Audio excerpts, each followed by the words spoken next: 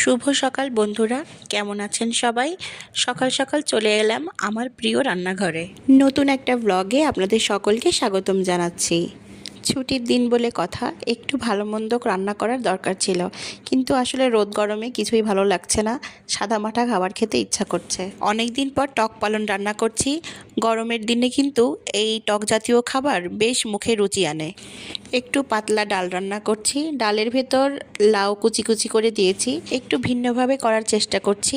আমার কিন্তু ডালের সঙ্গে লাউ কিংবা পেঁপে এ জাতীয় জিনিস দিলে বেশ ভালোই লাগে। ডালটা হতে হতে মশলাটাও তৈরি করে নিব। একটুও মশলা রেডি করা ছিল না, মাছ রান্না করতে হবে, মাছের জন্যই মূলত মশলাটা রেডি করা আর কি। একটা কথা না বললেই নয়, আমি আবার সব ধরনের মাছ খাই না, আর সামুদ্রিক মাছ খাই না বললেই চলে। সুন্দরবনে গিয়েছিলাম, ওখানে যাওয়ার পর রিসোর্টে এই মাছটা খাওয়ার পর বেশ ভালো লাগে। তারপর বাজার থেকে প্রথম কিনে আনা এবং এই প্রথমবার রান্না করা এবং খাওয়া। মাছ ভাজা হতে হতে এদিকে আমি বেগুন কেটে নিয়েছিলাম।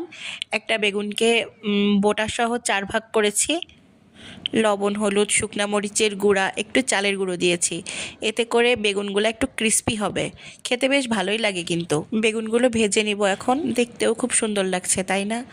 ভেতরটা বেশ সফট থাকবে আর উপরে একটু ক্রিস্পিনেস আসবে। এভাবে ভাজি করে নেওয়ার পর এটাকে কিন্তু রান্না করা যায়, সেটাকে আচারি বেগুন বলে।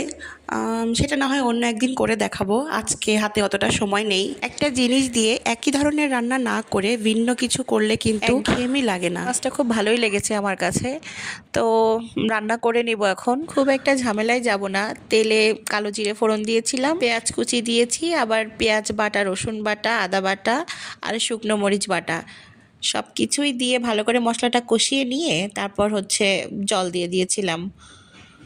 তারপর এই যে একে একে মাছগুলো দিয়ে দিব। এদিকে মাছটা রান্না হতে থাকুক, সালাদটা রেডি করে নিয়েছি। বাসায় শসা ছিল না, শুধু টমেটো দিয়েই সালাদ করেছি। আর আমি আবার টমেটো একদম খেতে পারি না, কিন্তু তারপরেও বাসার অন্যরা পছন্দ করে, তাই আর কি করে নিয়েছি। আর এই যে শেষে একটু টমেটো কুচি আর ধনেপাতা দিয়ে মাছটা নামিয়ে। ভিডিওটা ভালো লাগলে কিন্তু লাইক, কমেন্ট, শেয়ার করে অবশ্যই পাশে থাকবেন। ধন্যবাদ।